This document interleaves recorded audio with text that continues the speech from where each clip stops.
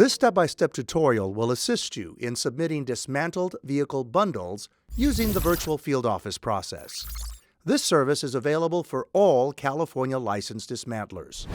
But before we get started, you should make sure you have the following items: your occupational license number, the name and address of the dismantler, email address and telephone number, vehicle information, and all documents for each vehicle scanned into a file that you can upload. To begin the virtual field office process, click Start Dismantler Bundle. Enter your company's occupational license number, zip code, and city, then select Validate. Once the system confirms the information you provided matches our records, you'll be asked to select Next at the bottom of the page. You'll need to provide information about the dismantler. The fields should automatically populate based on DMV records. You'll need to verify that the information is correct before entering your contact information.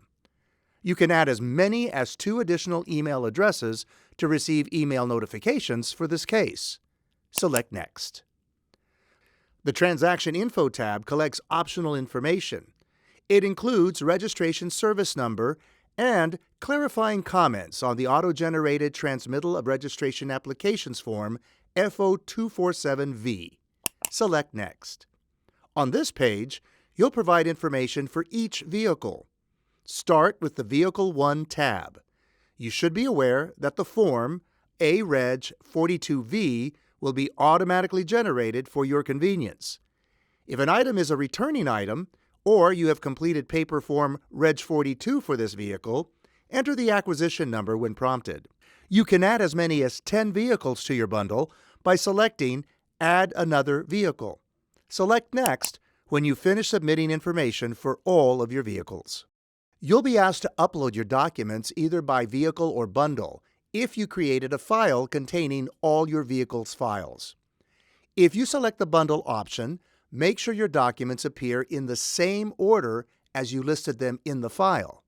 The front and back of all documents will need to be scanned and then saved in the appropriate file type and size indicated on that tab. The Select Files button will open your files, so you can choose the appropriate file to upload. Select Next when you've uploaded all of your documents. Review the summarized dismantler and vehicle information for accuracy. Check the box acknowledging the electronic signature requirement and then select Submit.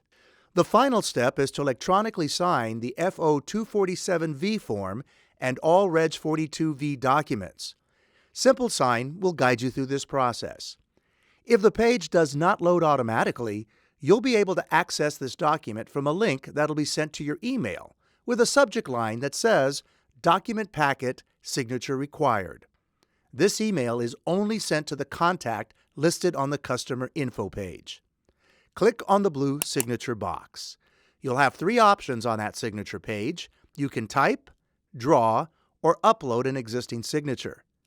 Another Actions drop-down option allows you to delegate another company representative to sign the documents. The system will also show how many documents require signatures. Once they've all been signed, click on the blue Sign Agreement button.